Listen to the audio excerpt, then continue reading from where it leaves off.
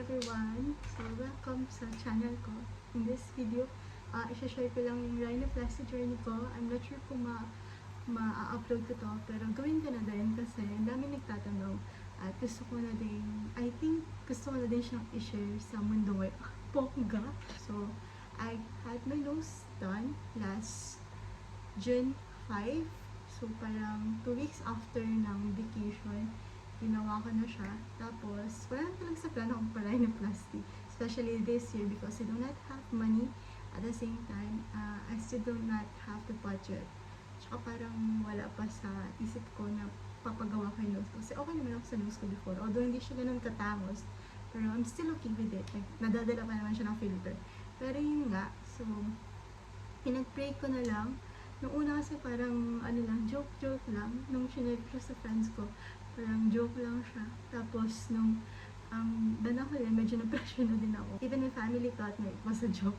So, nung sinabi ko kay mami ko yun, sabi ko sa kanya, matutuparin ko na yung pangarap mo sa akin. A day before, sabi niya, pangarap? Bakit mag-a-affirm ka na? Sabi ko, yun na yung pangarap mo sa akin? Kasi ang pangarap, akala ko pangarap mo pa rhinoplasty. Tapos sabi niya, sige, okay lang. Ganyan, sige, kung saan ka masaya.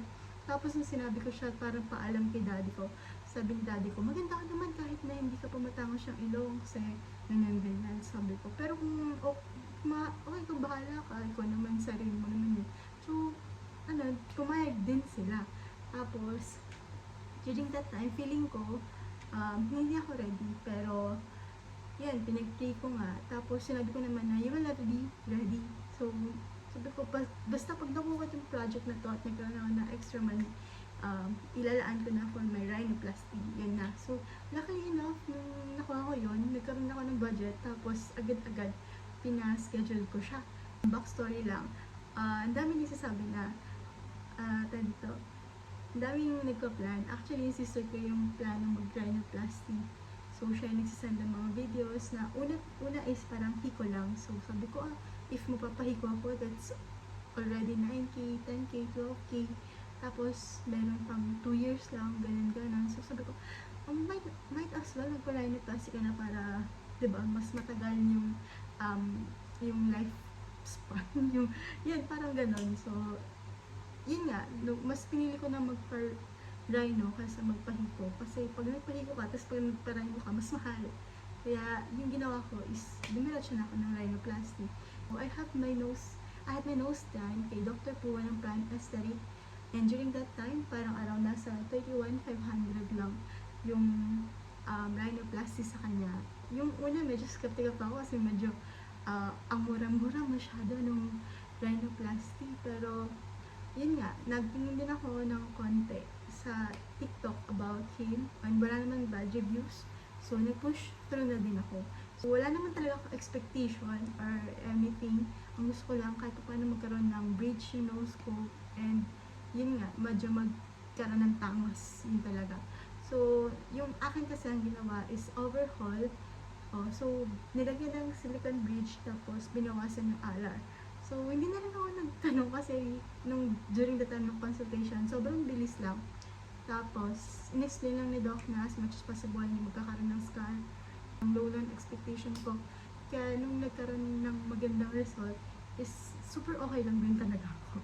Before the rhinoplasty, sobrang sinunod ko yung mga dapat gawin. Tapos, during the time na nag-rhinoplasty, yung pinakamasakit na part lang siguro talaga during that time is yung anesthesia. Kasi yun yung sobrang daming tinuturo na parang grabe, umiiyak talaga ako. Very mataas yung tolerance ko sa pain, pero when it comes to that, umiiyak ako, ipapagal ako. Sabi ko, shucks, andito na ako, sige, kayanin ko to. Tapos nung nag-subside na, umatake na yung, nag-take effect na yung anesthesia. So, during the whole process ng cutting, wala na akong maramdaman. Pero gising ako. Kaya, narinig ko yung chika nila Doc. Tapos, sinasabi na anong blood pressure niya kasi sobrang dami daw dugo. So, sobrang daming blood na nagpo-flow. Tapos, yun, gising talaga ako nung parang open nila yung nose para ilagay. Tapos parang nilalagay nila yung silicone dun sa nose. Gising ako nun. So, even after almost an hour or parang 2 hours, is okay pa ako. Grabe lang, pero okay pa. Tapos pinakita sa akin yung tinanggal. Tapos, okay na ako. Pinipahinga lang ng konti. Tapos, hot cold compress. Okay na din na hindi ako nagtuloy ng B&B sa Manila. Kasi, ang hirap pala talaga nung wala akong kasama. Nang walang nag-aasikaso sa'yo during those healing days. Kasi, walang papakain, walang magpapaayos, ganun. Although hindi naman ako maarte, kaya lang, na-appreciate ko lang doon yung mga sisters ko para umalala at the same time, tumingin sa akin, ganyan. So, 1 week, ganun lang ako. Tapos, paras pa rin yung flow. Kaya lang, yun, parang alien talaga yung itsura. Nag-avatar, tinatawanan. Kahit ako sobrang natakot talaga ako dun sa full situation ng mukha ko. Pero yun nga, ang ano doon is nakikita ko nagsasubside.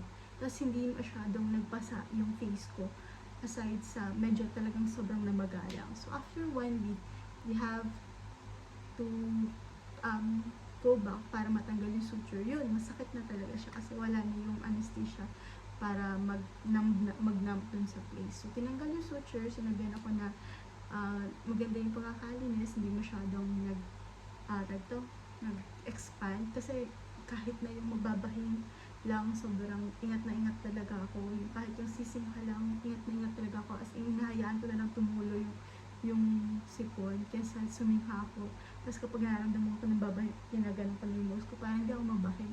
So, ginawa ko talaga lahat para hindi. Tapos may mga time na tatamaan siya. Tapos doon ako umiiyak kasi yung anxiety ko na baka magkaroon ng something, ganyan. So, luckily, hindi naman nangyari yun. So, ayun, after 1 week, nakita ko na talaga yung progress din sa nose ko. Tapos tumangas na siya, kahit medyo mataba pa rin yung parang tip. And even now, duminipis pa rin siya kasi still in the process of healing. If I'm not mistaken, it will take at least 6 months to a year bago fully ma-heal yung nose. So, hindi naman nagmamadali kasi hindi naman ako masyadong super expectant dun sa nose ko. Basta may tangos, okay na talaga ako. So, yun lang yung kasi okay na ako kahit anong itsura. Basta medyo may tangos. Tapos, safe. Yun lang talaga. So, 1 week after is nag-picture na ako. Nakita ko na talaga yung progress dun. So, yun. From that, meron pa rin siyang, ngayon, na magti 3 months na to, meron pa rin konting scarring dito sa gilid, pero hindi na ganun siya visible. Even yung nose, dito sa gilid, ay yung dito sa gilid.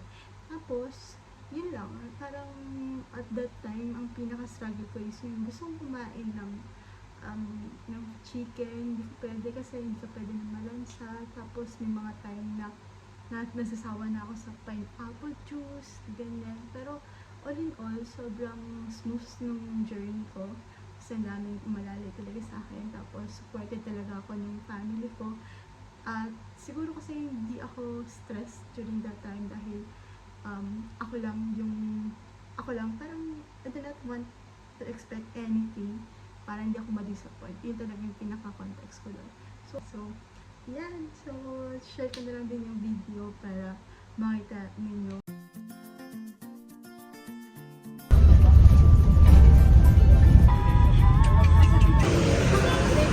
Sa may team of number 7.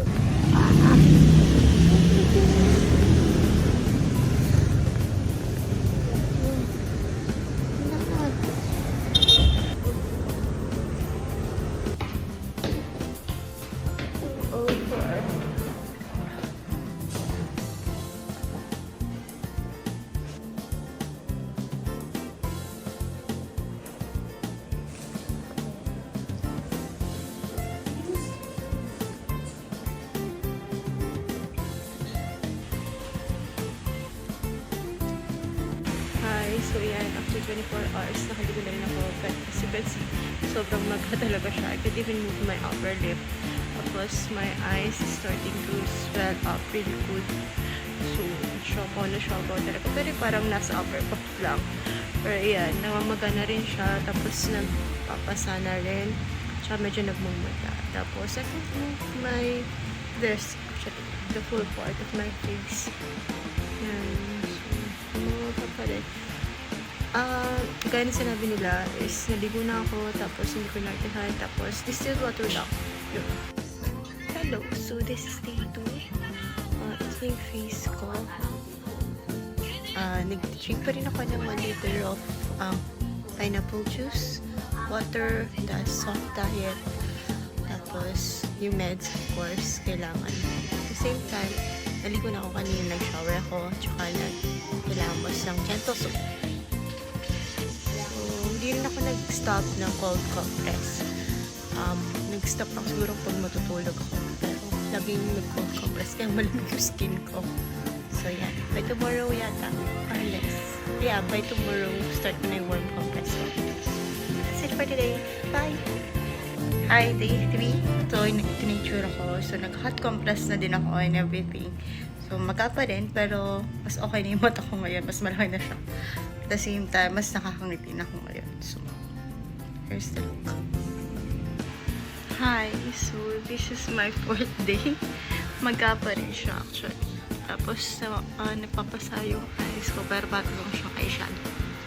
Tapos, nag-yellow siya. Anyway, let's see the progress naman. Hi, so, pang 50 ko na today. So, tatanggalin na yung suture by Wednesday. And ito na yung mukha ko for today.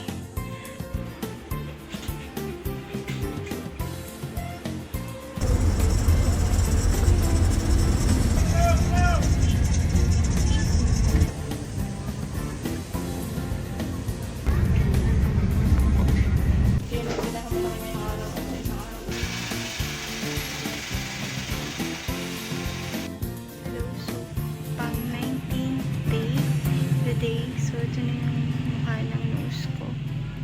Meron pa rin peklat ng konti. Tapos, medyo hindi ko alam kung magkasya or not. Pero, next subside na siya. Ito na ako ngayon.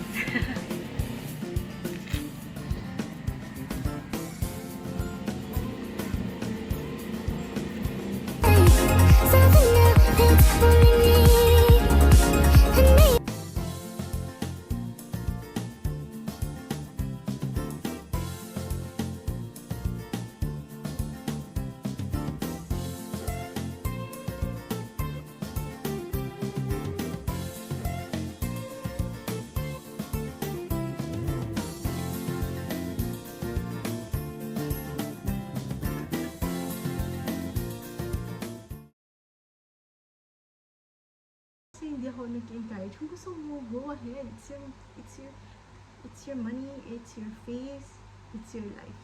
Do what you want to do with it, and as long as you're not hurting anyone, go ahead. So, pero ako naman yung ginamit ko dito. At naging masaya naman ako sa result. So, ako mag-isip ng opinion ng iba, diba? So, kung masaya ako sa result, go. That's my money, diba? So, wala akong pake. Maganda na ako before, nang hindi pa ako masyadong matangos. And I believe, mas kumanda lang ako ngayon na matangos yung ilong ko. So, yun lang. Hindi ko in-encourage, pero this is my story and the rhinoplasty journey na meron ako. So, see you on the next videos. Bye!